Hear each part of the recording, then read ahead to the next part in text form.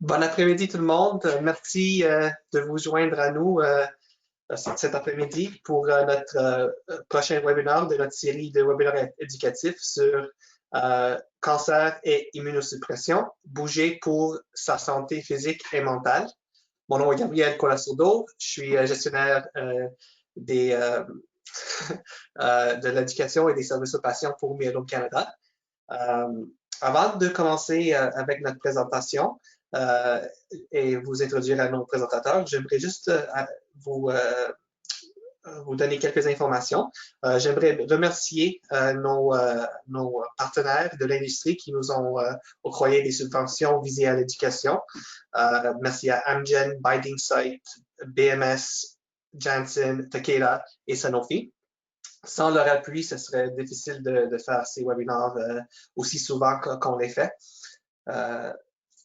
Alors, prochainement, juste que vous sachiez que tous nos webinaires sont enregistrés et les enregistrements sont disponibles sur notre chaîne YouTube. Alors, comment est-ce qu'on a accès à ces enregistrements? Vous allez simplement à youtube.com. Dans la barre de recherche, vous tapez Myelome Canada ou Myeloma Canada. Un des premiers résultats que vous voyez, ça va être notre chaîne YouTube. Il y a un petit bouton rouge pour s'abonner. Vous cliquez dessus pour vous abonner. Et après ça, il y a aussi une petite cloche ici. Vous cliquez sur la cloche, ça vous donne des notifications. Alors, chaque fois qu'on a une nouvelle vidéo qui est mise sur YouTube, YouTube va vous donner une notification si vous cliquez sur la cloche. Vous pouvez aussi vous aller à notre chaîne YouTube à partir de notre site web, alors myelome.ca. Il y a le menu en haut, vous cliquez sur le bouton ressources. Un menu va ouvrir et après ça, vous cliquez sur vidéo éducative et simplement, ça va vous transmettre à notre chaîne YouTube. Dernièrement, comment poser des questions? Si vous utilisez un ordinateur, un téléphone, une tablette, n'importe quoi, il y a un bouton question ou si vous regardez l'écran ici, ça c'est qu'est-ce que vous voyez si vous utilisez un ordinateur. Alors, il y a un petit onglet qui s'appelle question. Vous cliquez dessus, vous tapez la question, vous appuyez sur le bouton send. C'est le même concept avec les téléphones et les tablettes. Il y a un petit bouton question, vous tapez dessus, vous tapez votre question et je vais recevoir les questions et je vais les poser à nos présentateurs à la fin du webinaire. Alors, pendant le webinaire, s'il vous plaît, envoyez toutes vos questions. Comme ça, pour la fin du webinaire, on va être prêt à leur demander toutes vos questions. Alors, sans plus tarder, j'aimerais remercier Dr. Isabelle Doré, qui est professeure adjointe à l'Université de Montréal et aussi chercheur au centre de recherche du CHUM. Et aussi remercier Alexia, qui est kinésiologue à la Fondation Virage et chercheur aussi au CHUM. Alors, merci beaucoup d'avoir pris le temps pour nous aujourd'hui.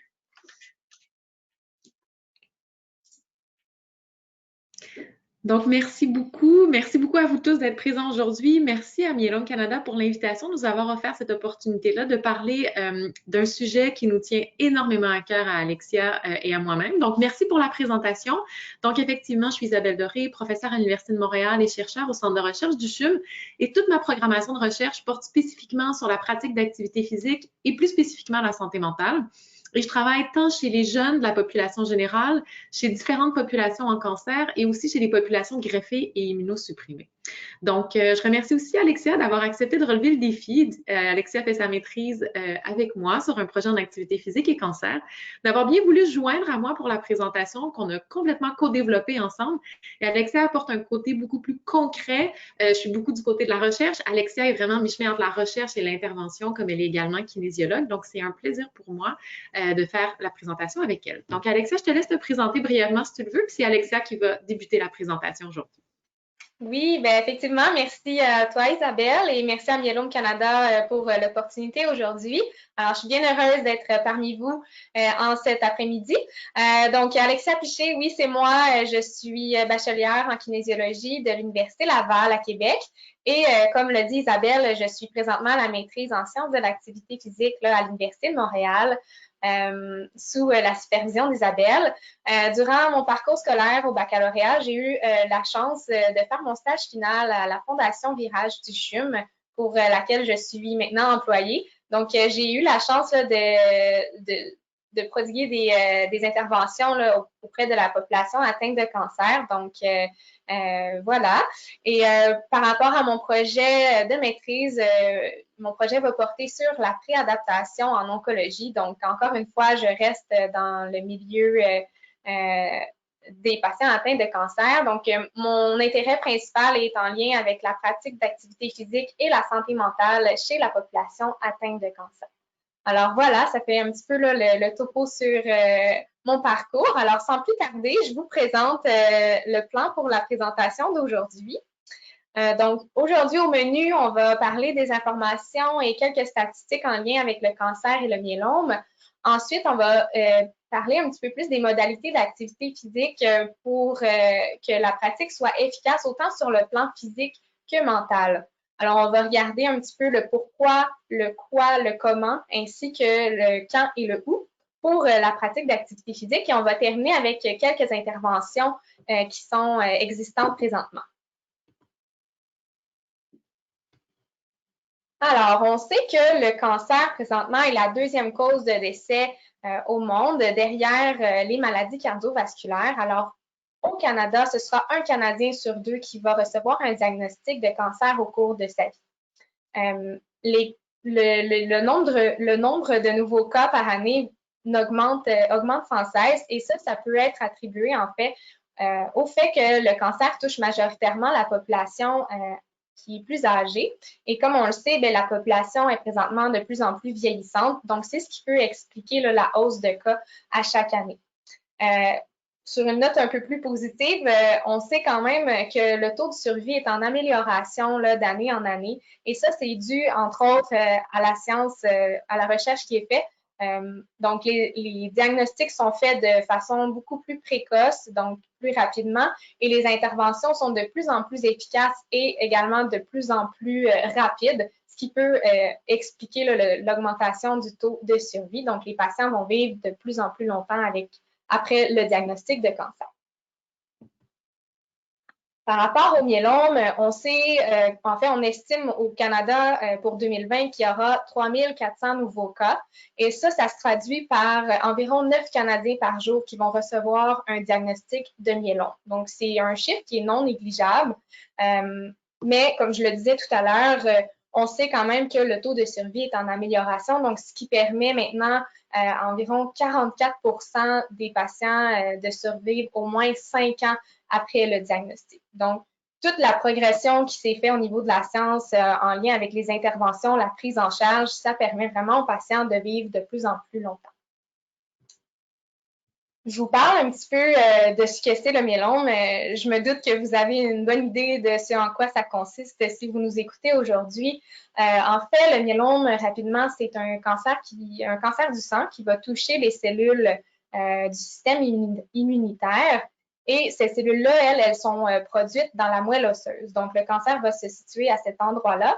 La moelle osseuse, elle, c'est en fait un peu l'usine de production des composantes du sang. Chez les patients qui sont atteints de myélome, on va voir plusieurs symptômes qui vont revenir de façon plus fréquente, dont les douleurs au niveau des os. Donc, souvent, on va retrouver ces douleurs-là au niveau du bas du dos, des côtes ou encore du sternum. Et ça va être dû, en fait, à la dégradation osseuse qui va se produire suite à l'apparition du myélome. Cette dégradation-là peut en fait provoquer des petites lésions aux os ou encore des fractures, ce qui peut en fait provoquer les douleurs. Je vous disais tout à l'heure que le myélome touche également les composantes du sang, donc ça peut aussi amener de la fatigue, le fait aussi d'avoir des infections qui reviennent de façon fréquente ou encore des problèmes au niveau des reins. Ça peut aussi amener d'autres symptômes comme l'envie d'uriner de façon fréquente, la perte d'appétit, la fatigue musculaire et les nausées. Il y en a plusieurs autres. Je vous parle de ces symptômes-là aujourd'hui parce que, en fait, pour la pratique d'activité physique, ça va être très important d'en tenir compte pour que les exercices soient adaptés à vos besoins. Alors, en parlant d'activité physique, petite question comme ça, à votre avis, quel est le pourcentage de personnes atteintes de cancer, tout type de cancer confondu? À votre avis, combien vont atteindre les recommandations d'activité physique? En fait, je vous donne la réponse. Ce sera seulement que 15% des patients atteints de cancer qui vont atteindre ces recommandations-là. Pourtant, on sait que l'activité physique va avoir plusieurs effets bénéfiques et qu'elle est sécuritaire dans un parcours de soins de cancer. Alors, pour la suite des choses, je vais laisser Isabelle vous en parler un petit peu plus. Merci, Alexia. Tu as super bien mis la table. Je te laisse changer les diapos. Oui, je suis plus capable. Est-ce que tu peux la changer pour moi? Oui. Merci. Donc, l'activité physique, pourquoi? On va commencer par le pourquoi. On vous a parlé déjà en préambule qu'on aborderait la question des bénéfices de l'activité physique à la fois pour la santé physique et la santé mentale. Donc, on va y aller un petit peu plus en détail. Je pense que je vais avoir encore besoin de toi, Alexia. OK. Un petit peu. Donc, la littérature et les recherches en activité physique et cancer ont énormément évolué au cours des dernières années. Quand je donne un cours à l'université, souvent, je montre le nombre d'articles publiés dans les 30 dernières années en activité physique et cancer.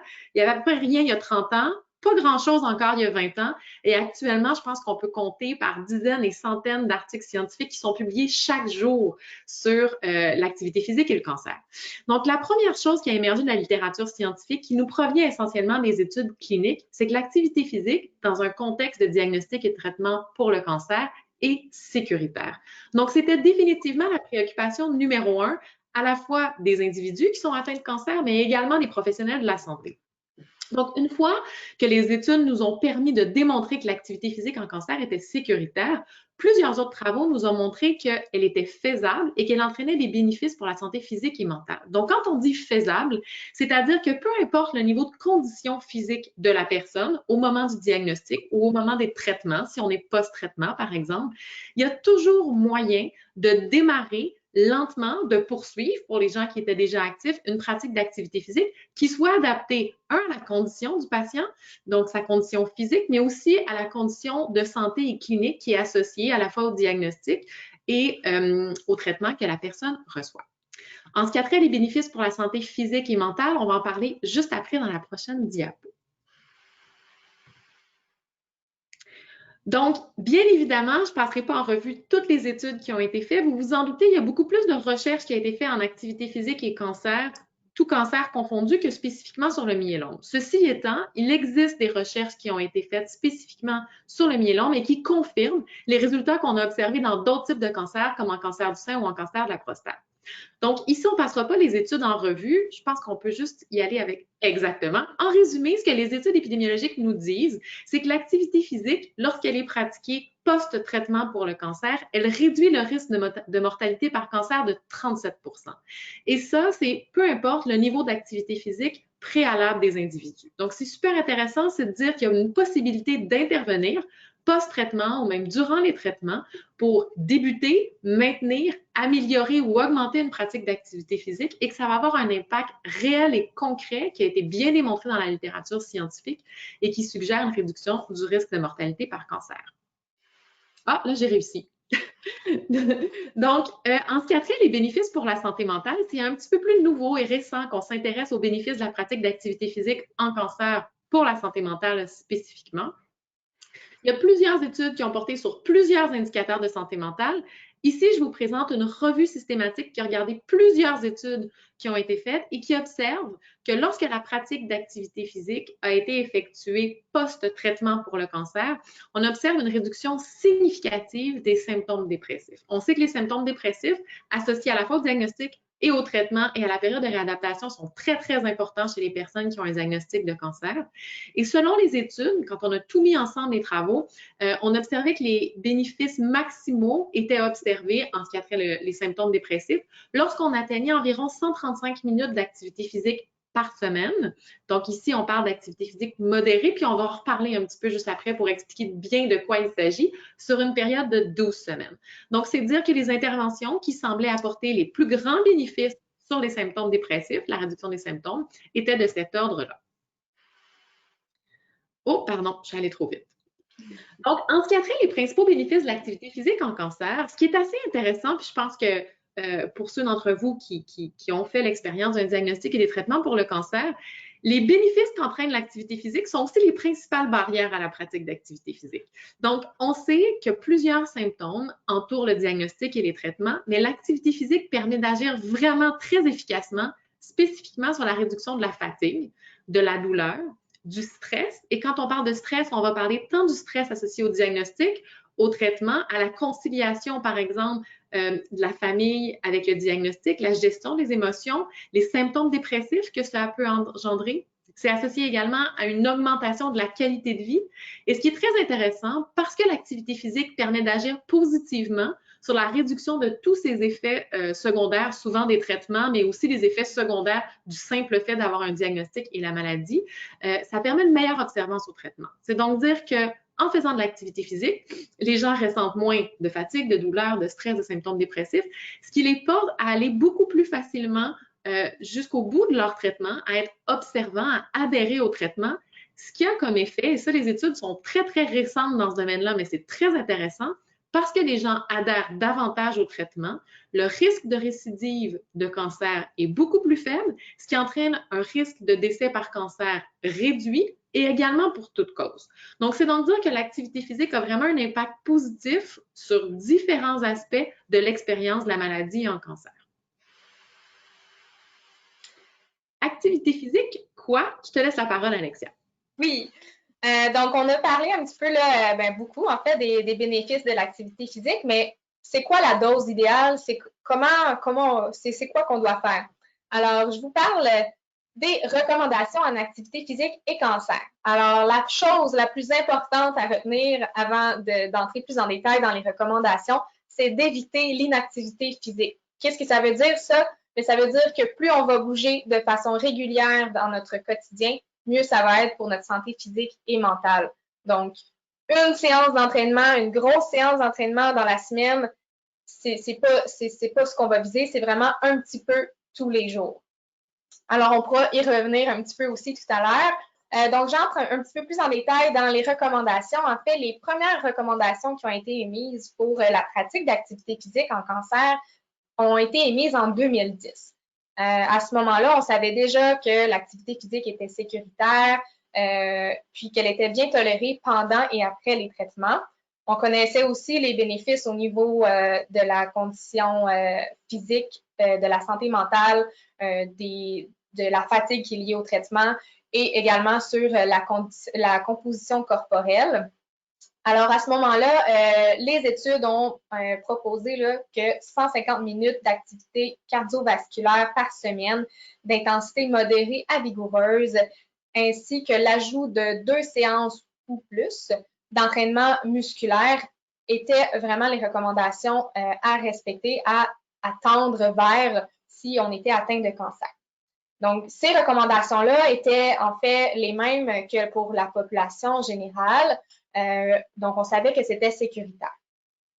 Par contre, en 2010, la science n'était pas encore assez approfondie pour pouvoir émettre des recommandations plus spécifiques aux différents types de cancers ou encore aux différents types de traitements ou d'effets secondaires.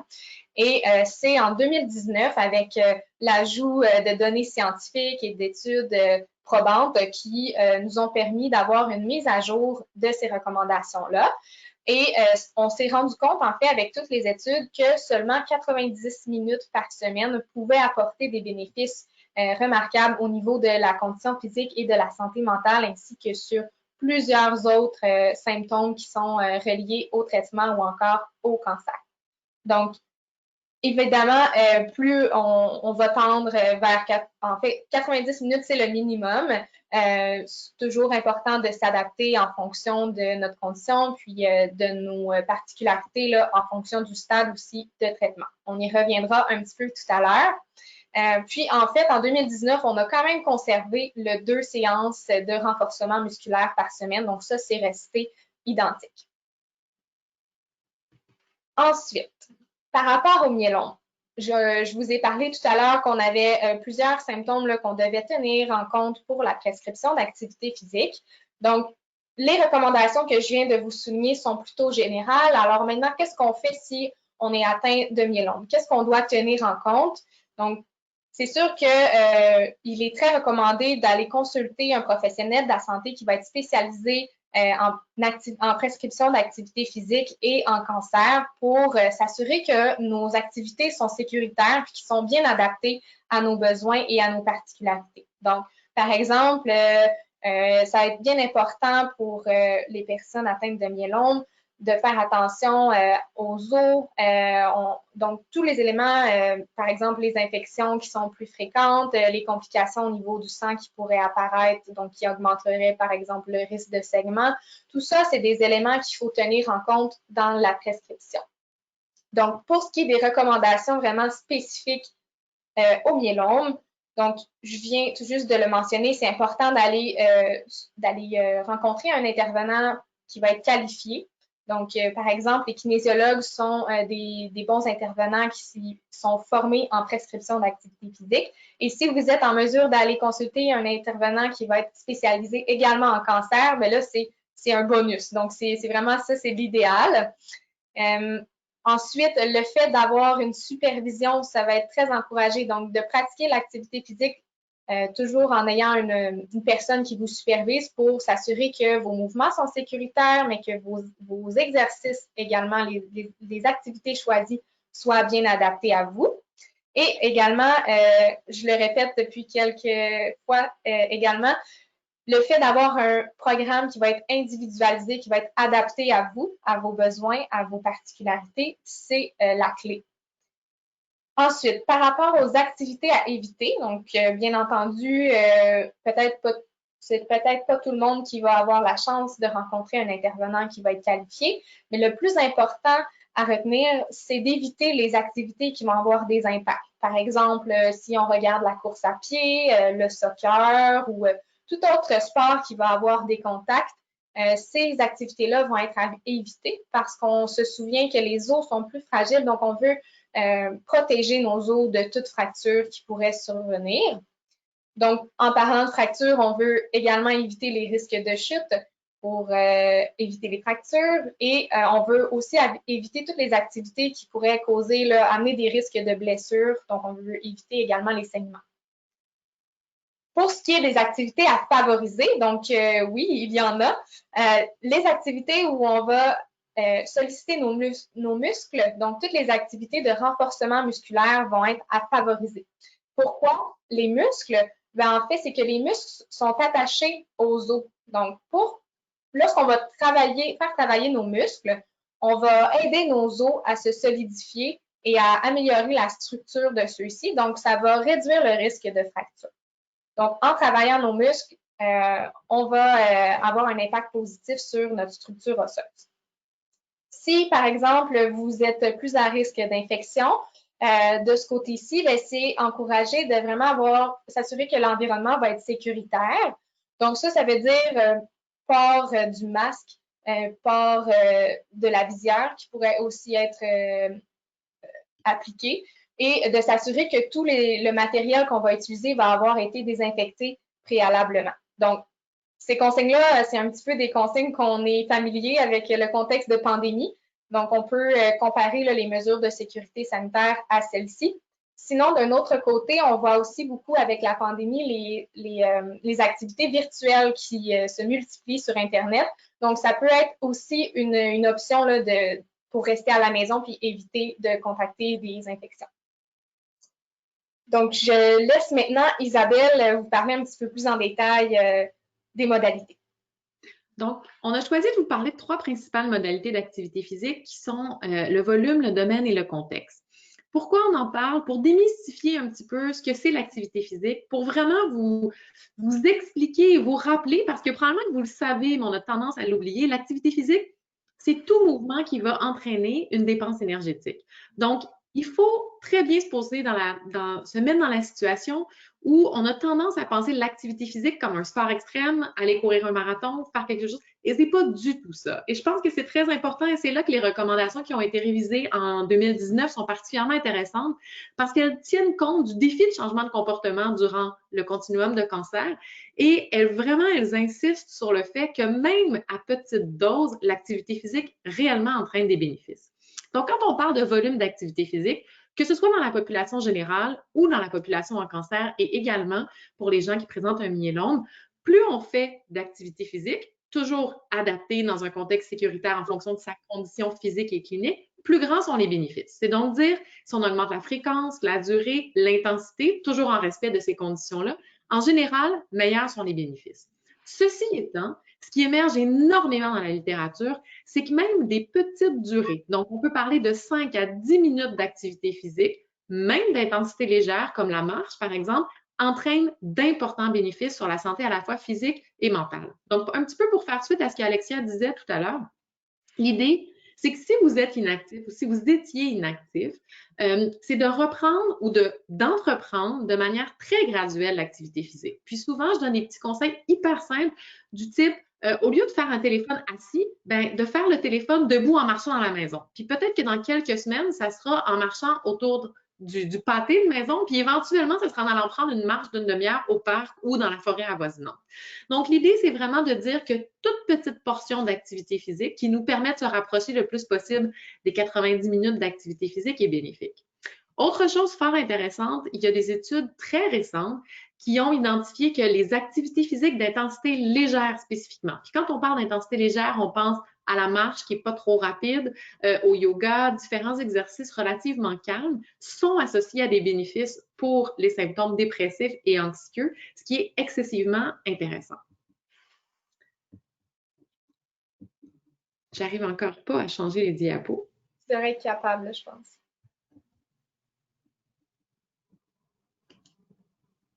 Non. Ah, OK, c'est bon. OK, super. Donc, la deuxième modalité dont on voulait parler, c'est le domaine d'activité physique. On associe beaucoup l'activité physique au contexte de loisirs et c'est très correct. Il y a d'énormes bénéfices qui sont associés à l'activité physique de loisirs, mais c'est certain que dans l'expérience du cancer, soit en raison des possibilités qui s'offrent à vous, soit en fonction, par exemple, des opportunités, des difficultés, des embûches, des barrières, c'est pas nécessairement facile d'aller planifier une journée d'activité physique au complet, par exemple. Donc, l'idée ici, c'est de dire que l'activité physique peut être incorporée dans notre vie au quotidien.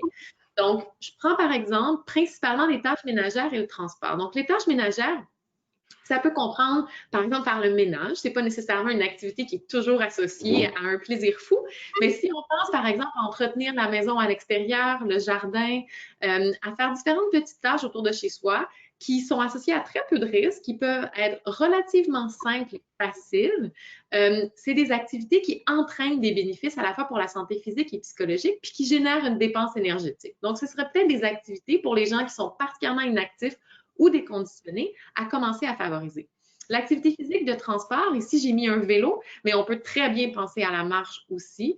L'activité physique qui est faite dans le cadre des transports, clairement est associée à des bénéfices pour la santé physique, mais aussi pour la santé psychologique. Et même si c'est un domaine émergent, il y a de plus en plus d'études qui confirment les bénéfices d'activité physique faits dans ce contexte-là.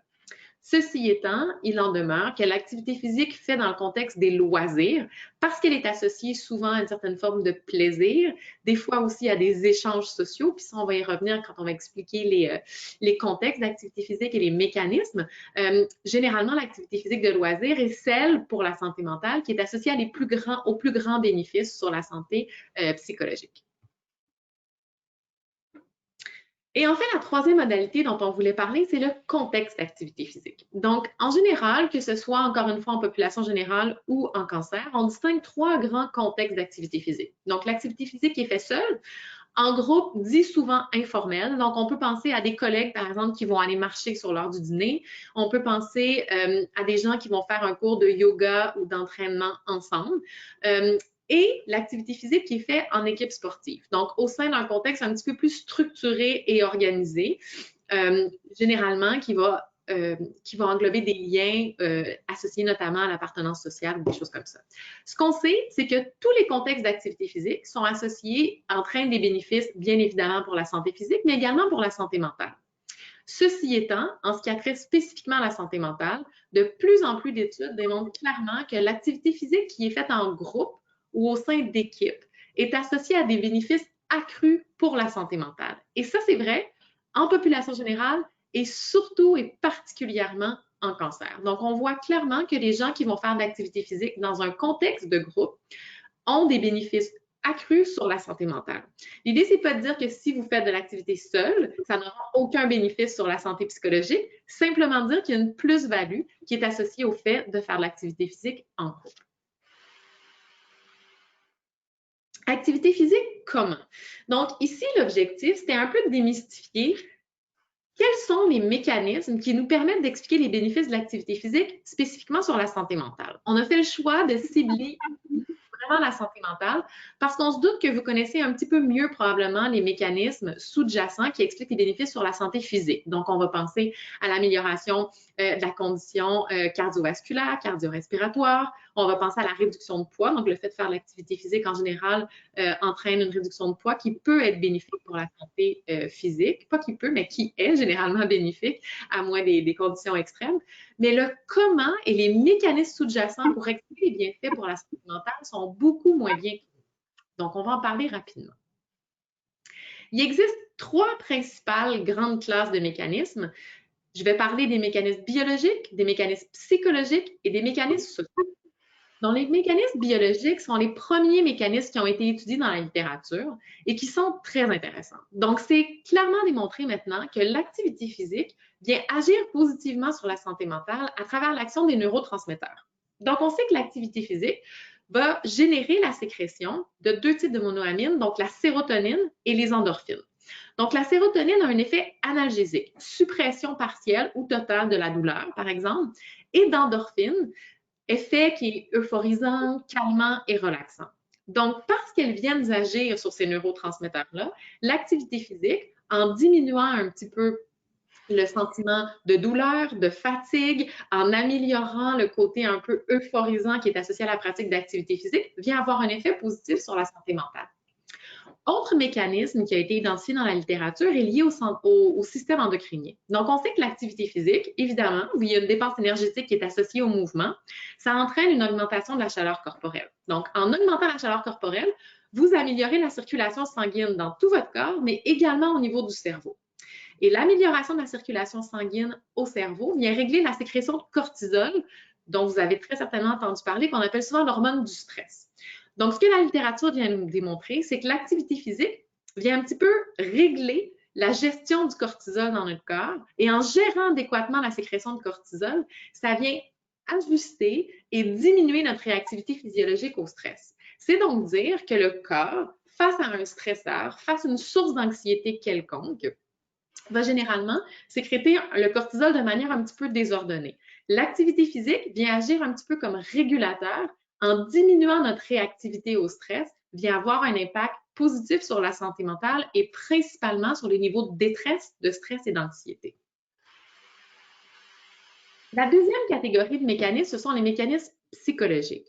Donc, on distingue 2 grandes catégories de mécanismes psychologiques qui peuvent expliquer les bienfaits de l'activité physique sur la santé mentale. Les premiers, c'est l'hypothèse de distraction, mais c'est clairement, je pense, celle qui est la plus facile à imaginer. Quand on fait de l'activité physique, surtout lorsque l'activité est pratiquée en groupe ou ne serait-ce qu'avec une autre personne, ou même pour plusieurs individus, le fait de le faire seul, ça nous permet de se vider la tête. Donc, ça provoque une interruption des pensées négatives et très souvent, dans un contexte où on vit du stress, de l'anxiété, des symptômes qui peuvent s'apparenter à l'isolement ou à la dépression, on va avoir tendance à ruminer les pensées négatives, donc à se ressasser en cycle nos pensées négatives. L'activité physique, c'est clairement démontré, permet une interruption partielle ou totale de ces pensées négatives-là, ce qui à son tour vient à nouveau diminuer notre stress, toutes les émotions et les sentiments qui sont associés à la fois à l'anxiété et à la dépression.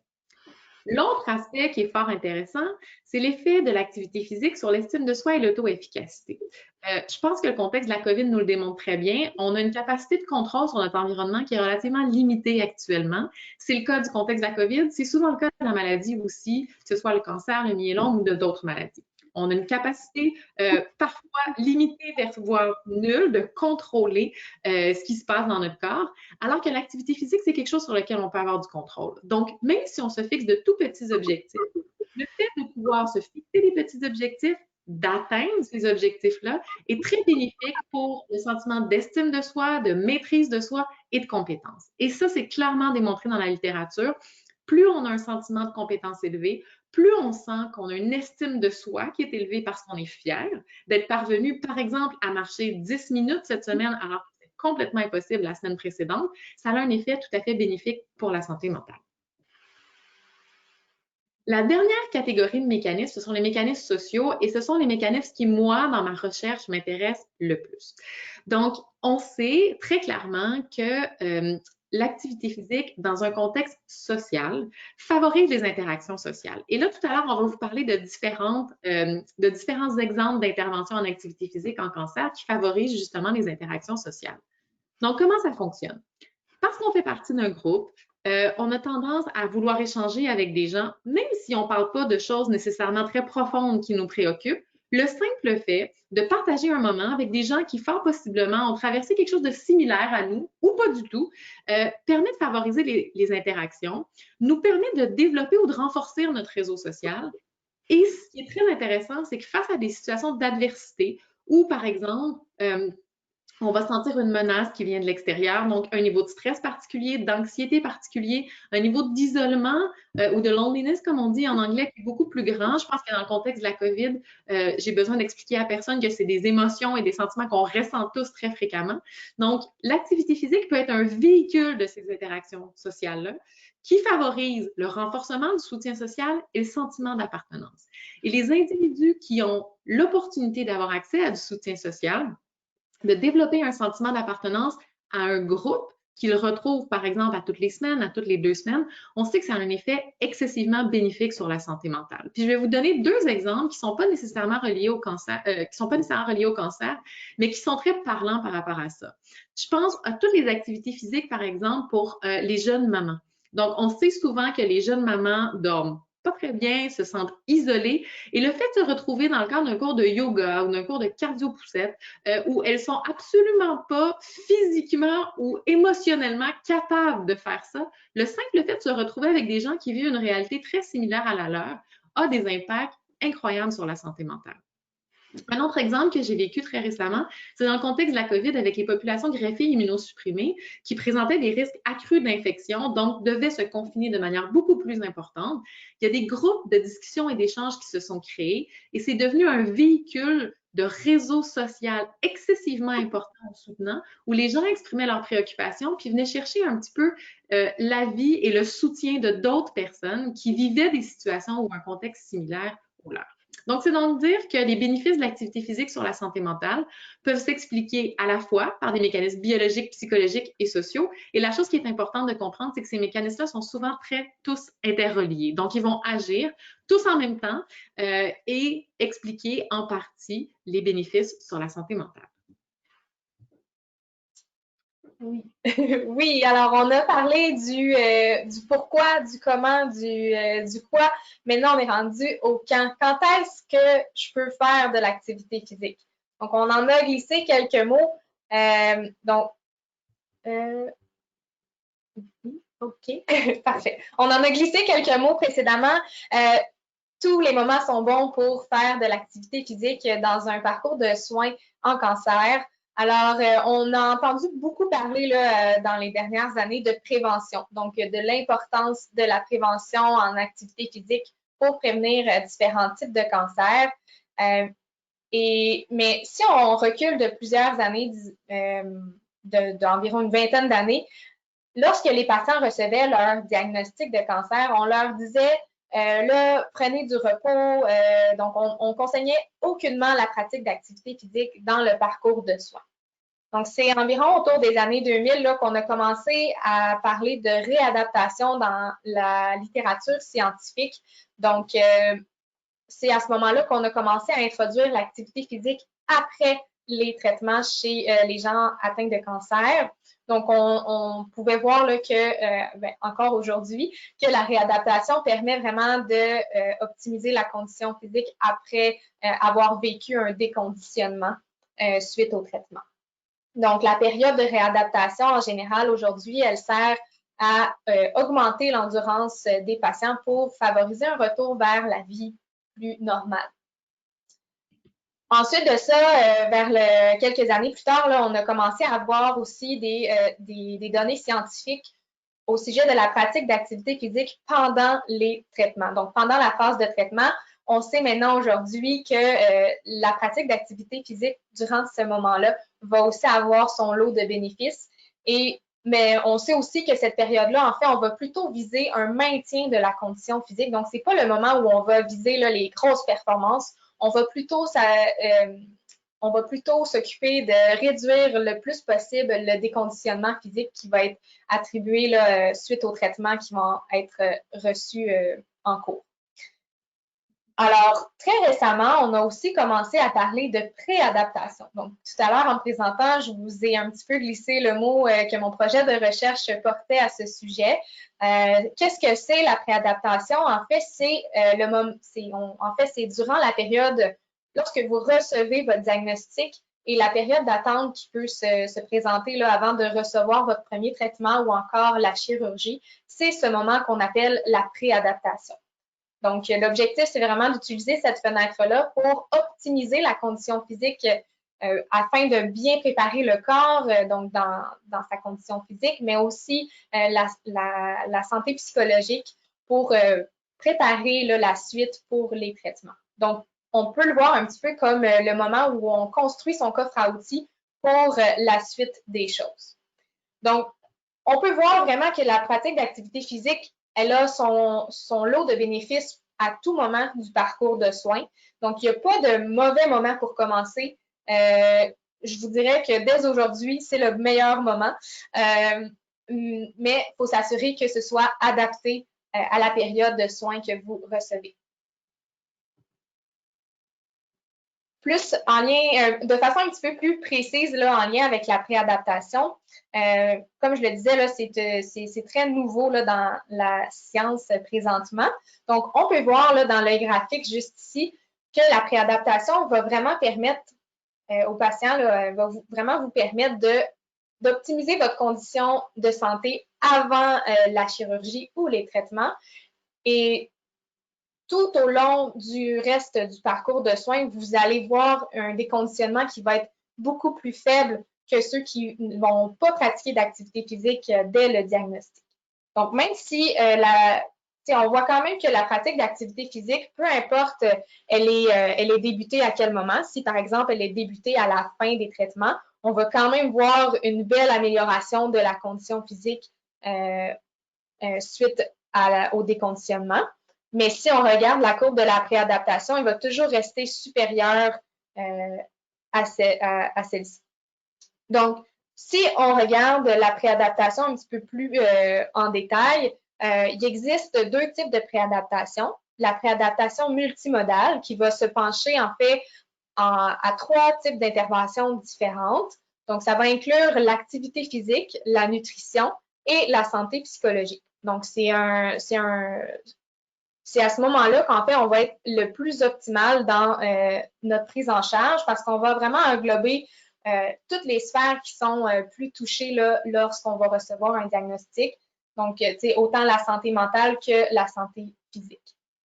Donc, le fait d'y aller avec une intervention qui va regrouper ces trois modalités-là, ça va permettre d'avoir une meilleure adhérence au programme. Donc, le changement de comportement, le changement d'habitude par rapport à la pratique d'activité physique va être plus durable dans le temps. On va également voir une meilleure récupération suite au traitement ou à la chirurgie. Et voilà. Donc, ça va être plus optimal que si on y va seulement qu'avec une intervention en activité physique. Bien entendu, dans les deux cas, vous allez en retirer des bénéfices. Donc, on a parlé du camp. Maintenant, où est-ce que je peux avoir ce genre d'intervention-là? Où est-ce que je peux avoir ce service-là? Il existe plusieurs centres qui vont offrir des interventions en activité physique qui sont adaptées à la population en cancer. Ici, aujourd'hui, je vous donne un exemple de la Fondation Virage. Bien entendu, je suis peut-être un petit peu biaisée, mais je vais quand même vous expliquer un peu le processus de comment ça fonctionne. Alors, la Fondation Virage est dans un milieu hospitalier en affiliation avec le CHUM de Montréal. Donc, pour accéder aux services d'activité physique en cancer, vous devez avoir votre référence de votre médecin pour accéder au service. Et lorsque vous allez accéder au service, ce sera un kinésiologue qui va vous prendre en charge et à ce moment-là, vous allez avoir une évaluation de votre condition physique et de votre histoire de santé. Donc, le kinésiologue va prendre le temps de bien comprendre votre situation, votre condition de santé et toutes les spécificités qui pourraient se présenter pour s'assurer que les exercices qui vous seront prescrits vont être adaptés à votre condition et que vous ne courez aucun risque là, pour votre sécurité dans votre pratique d'activité physique. Donc, dès que l'évaluation va être effectuée, le kinésiologue va vous référer au service qui va être le plus adapté pour vous. Donc, dans un premier temps, il y a le service individuel, donc le suivi individuel où vous allez vous entraîner par vous-même à la maison, donc sans supervision nécessairement. Mais vous serez suivi, là, par exemple, aux 3-4 semaines pour voir votre évolution puis adapter en fonction des changements dans votre état de santé. D'un autre côté, il y a aussi les suivis, les programmes en groupe. Donc, dans les deux cas, que ce soit individuel ou en groupe, vous avez toujours votre programme qui est individualisé, donc adapté à vos besoins. Donc, dans la partie en groupe, en fait, vous allez chacun faire votre programme, donc qui vous a été démontré, mais vous allez le faire tout le monde ensemble. Donc, il y a vraiment l'esprit de groupe là, qui se développe. Donc, ça, c'est vraiment là, les deux types principaux les deux types de services principaux qu'on va voir. Et on va voir aussi des entraînements en groupe pendant les traitements, après les traitements et maintenant, on voit même avant les traitements. Alors, c'est ce qui résume un petit peu là, le genre de programme que vous pouvez retrouver.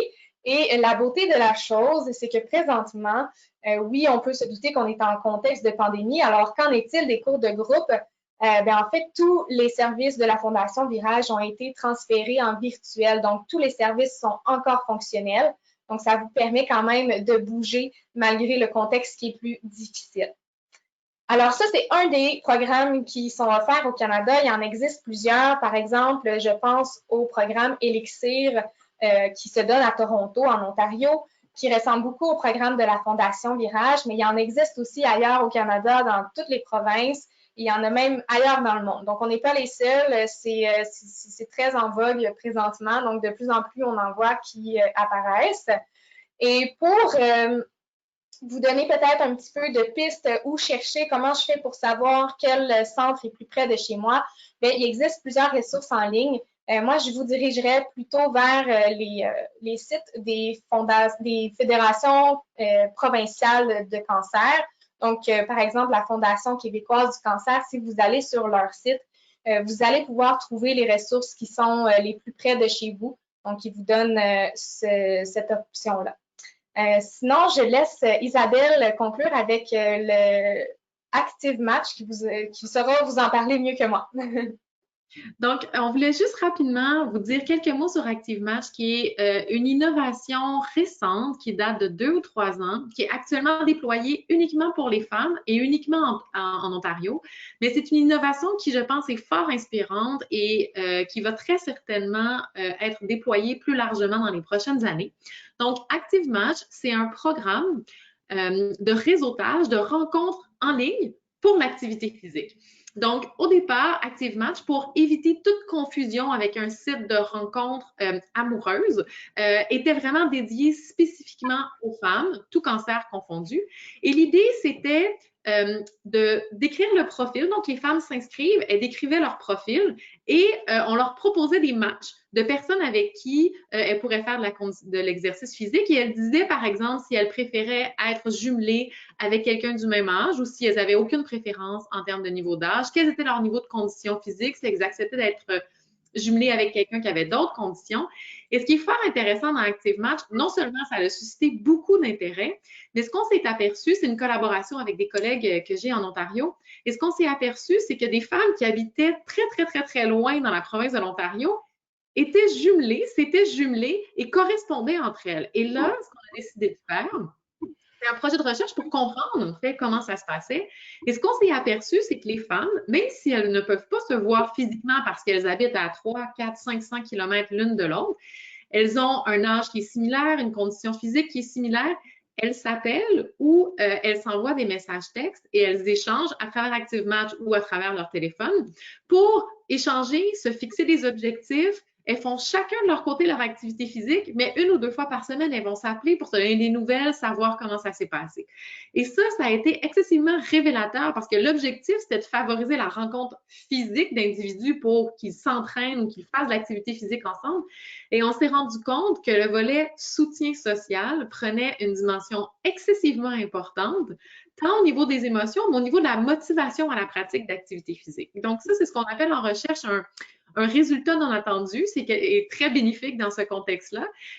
Et c'est vraiment une initiative qui, je pense, va porter fruit et qui pourra très certainement, dans un avenir relativement proche, être déployée à d'autres populations, aux hommes, par exemple, aussi, pour favoriser cette pratique d'activité physique.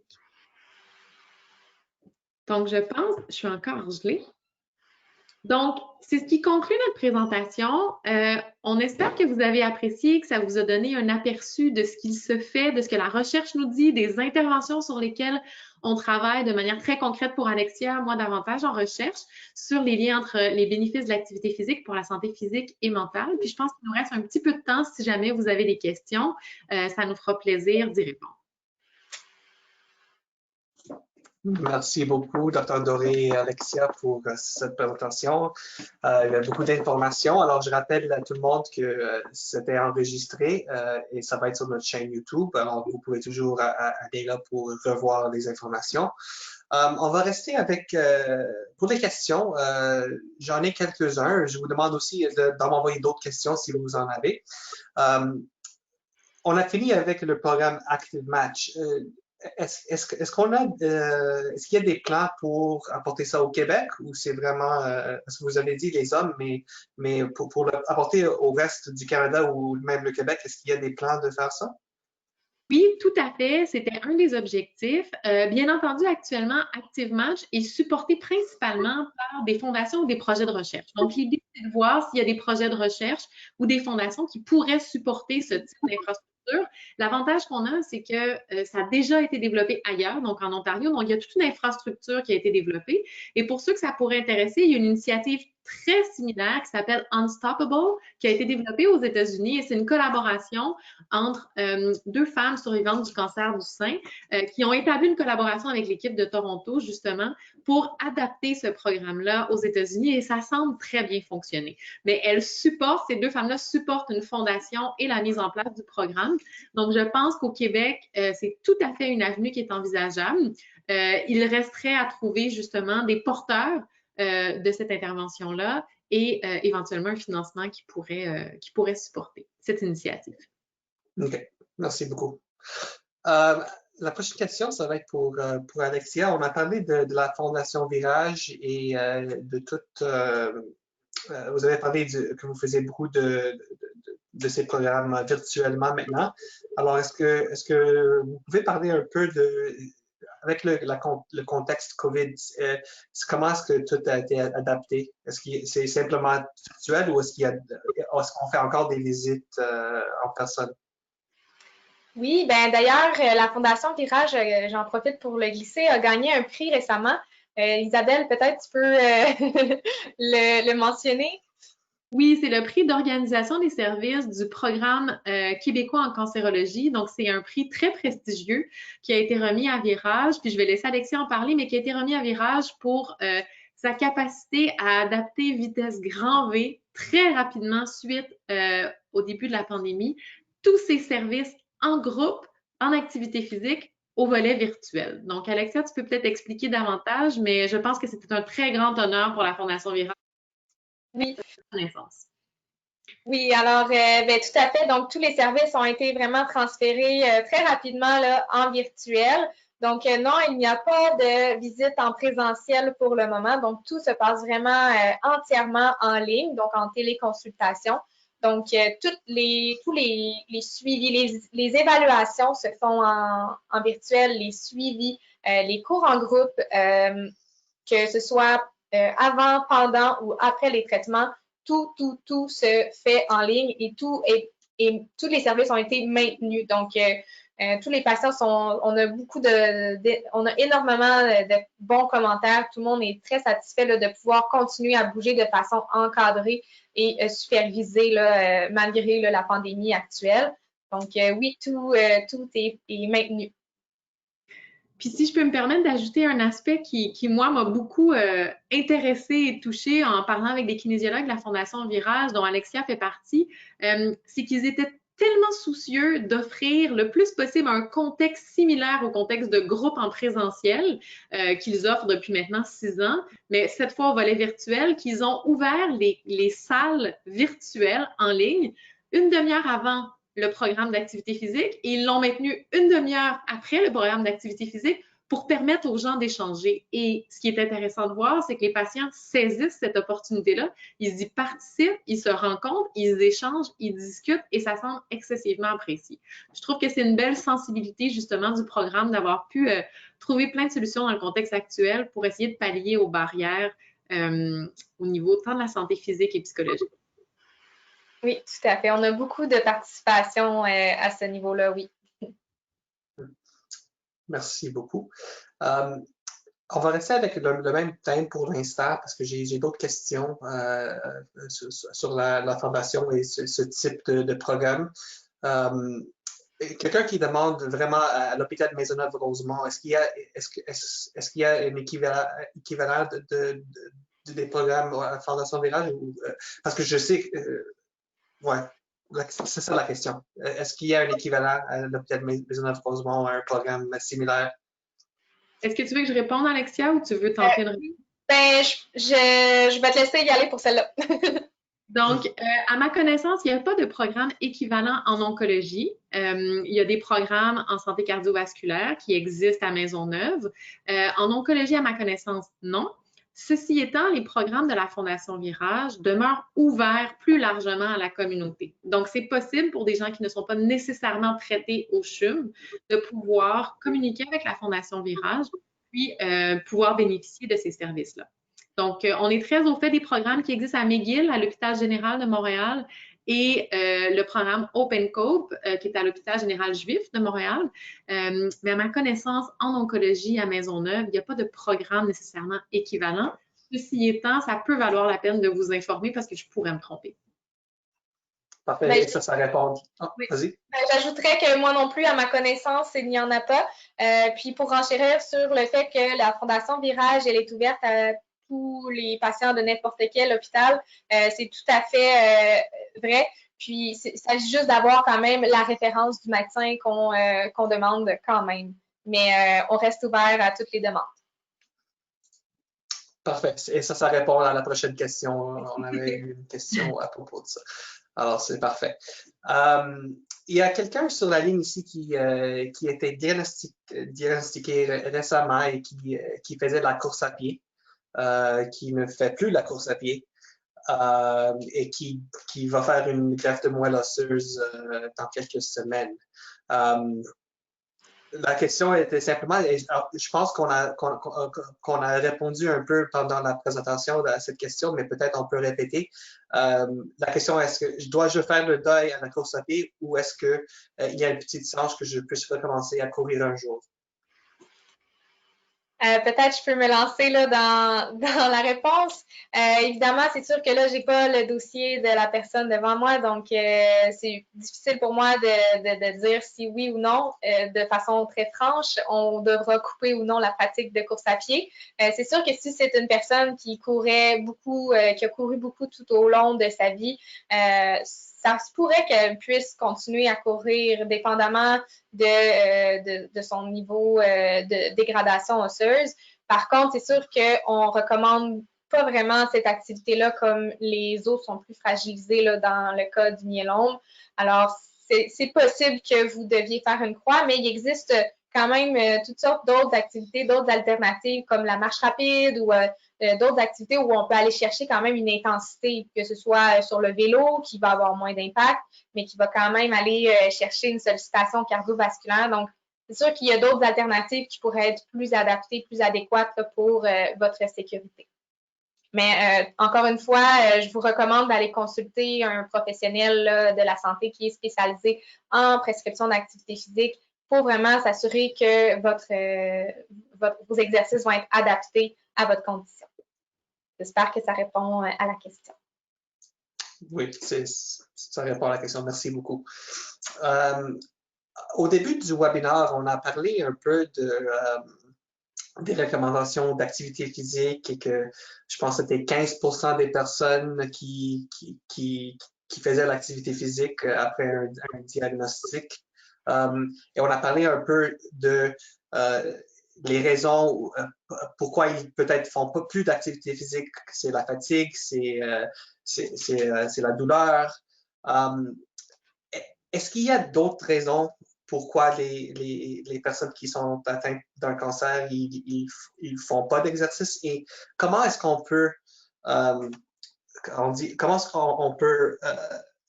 c'est quoi les stratégies qu'on peut faire pour y arriver? Est-ce que tu veux que je commence, Alexia, ou tu veux te lancer? Oui, allez. Je pense qu'il y a énormément de facteurs, à la fois physiques qui sont reliés au diagnostic et à la maladie, comme on l'a dit. Il y a beaucoup de facteurs psychologiques aussi. Je pense que la perte de motivation, surtout pour les gens qui n'étaient pas nécessairement très actifs avant le diagnostic, l'annonce du diagnostic peut vraiment être le clou dans le cercueil de la motivation à la pratique d'activité physique. Donc, ça, je pense qu'il y a beaucoup de barrières. Puis, juste pour comparer les chiffres et vous dire, dans la population générale, les gens sont un peu plus actifs, mais il y a somme toute chez la population adulte entre 30 et 35% qui atteignent les recommandations en activité physique. Donc, c'est beaucoup plus faible chez les gens qui ont un diagnostic de cancer, mais ça demeure relativement faible dans la population générale. Donc, je pense que les barrières à la pratique d'activité physique qu'on voit dans la population générale, à cela s'ajoute une plus grande perte de motivation, puis tous les effets secondaires qu'on disait qui étaient associés à la maladie ou au traitement. Ceci étant, je pense que de plus en plus, les spécialistes de l'activité physique, dont les kinésiologues, sont très bien formés pour tout ce qui a trait les stratégies de changement de comportement. Donc, les façons de changer de comportement. Premièrement, d'essayer de retrouver une petite motivation, mais aussi d'adopter des stratégies qui nous font penser régulièrement au cours de la journée à changer notre comportement, à adopter un mode de vie physiquement actif. Donc, je pense qu'il y a plusieurs possibilités. D'un côté, avec les professionnels de la santé.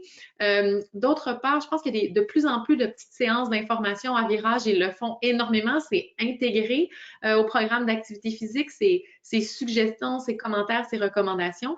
Et l'autre aspect, je pense, tient beaucoup au volet social de l'activité physique. Si c'est possible d'identifier autour de vous ou même dans des groupes de gens que vous ne connaissez pas du tout, des gens avec qui vous pourriez faire de l'activité physique à distance actuellement dans le contexte de confinement. Mais je pense que le côté social, le fait d'être un peu redevable envers un groupe ou envers quelqu'un d'autre, moi, étant issue de la population générale, j'ai beaucoup besoin de cette motivation sociale pour sortir de chez moi puis faire la pratique d'activité physique, même si je suis quelqu'un de très actif. Donc, je pense que ça s'applique encore plus dans le contexte de l'expérience de la maladie ou du cancer. Fait qu'Alexia, je ne sais pas si tu veux ajouter quelque chose ou... C'est assez complet. Je pense que tu as fait le tour de ce que je voulais dire. Super. Merci beaucoup. On a parlé beaucoup des études qui ont été faites chez les personnes avec un cancer. est-ce que ces études étaient généralement avec des personnes qui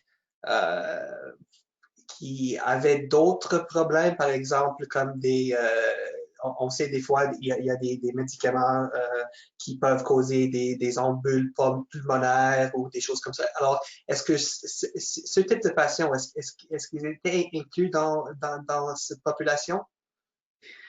C'est sûr que ça dépend énormément des études qu'on va regarder. On sait que les multimorbidités sont extrêmement prévalentes dans les populations en cancer. Donc, le cancer est une des atteintes présentes, mais il y a souvent beaucoup de multimorbidités.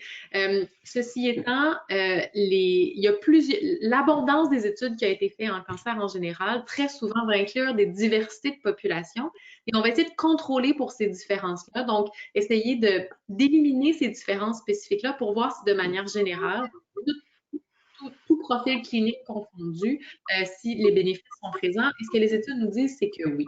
Ceci étant, et je pense que la question est très pertinente et très intéressante, à savoir s'il y a des études cliniques spécifiques qui ont été faites, par exemple, auprès de populations avec de nombreuses multimorbidités ou des risques spécifiques, c'est quelque chose qui serait très intéressant à aller explorer. À ma connaissance, je ne pourrais pas vous en nommer comme ça, mais ce serait très intéressant à aller voir. Donc, vous venez de me donner une petite tâche à faire très prochainement. Alors, j'ai une dernière question à propos de la musculation. J'imagine que Alexia, vous recevez cette question assez souvent. Est-ce qu'il y a une limite de poids en termes de musculation? Est-ce qu'il y a comme une règle générale? Est-ce que c'est un pourcentage de votre poids? Qu'est-ce qu'on peut dire à propos de la musculation et le poids qu'on peut lever? Très, très bonne question. En fait, tout d'abord, ça va dépendre de l'expérience que vous avez en entraînement musculaire. Donc, si vous êtes débutant, évidemment, en fait, peu importe si vous êtes débutant ou non, lorsqu'on a un diagnostic de cancer, on va quand même s'assurer que la progression va être adaptée. Donc, on commence toujours avec des exercices qui vont utiliser seulement que le poids du corps, donc aucune charge. Et évidemment, selon le stade où vous allez être rendu, la phase, que ce soit avant les traitements, pendant les traitements ou encore en réadaptation, le poids peut varier, la charge que vous allez utiliser peut varier. Ce que je dirais, les recommandations, comme on sait que les os sont plutôt fragiles, j'irais vraiment avec aucune charge ou encore l'utilisation de bandes élastiques. Donc, ce serait vraiment le poids du corps ou encore les bandes élastiques là, qui seraient à favoriser pour vous. Puis, d'augmenter soit le nombre de répétitions, d'augmenter la difficulté des exercices. C'est comme ça qu'on va augmenter la charge et non par le poids qu'on va soulever. Donc, voilà. Il existe plusieurs alternatives dans les exercices qu'on va prescrire pour aller chercher l'intensité qu'on souhaite obtenir sans ajouter des poids. Merci beaucoup, c'était une très bonne réponse. Et une dernière question, je viens de recevoir une autre. Est-ce qu'il y a des contraintes respiratoires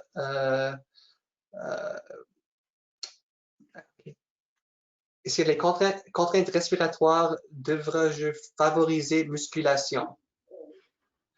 Alors, quelqu'un qui a, par exemple, des contraintes respiratoires comme les emboles pulmonaires, est-ce que la musculation, c'est une bonne idée ou plutôt c'est un bon exercice pour ce type de patient?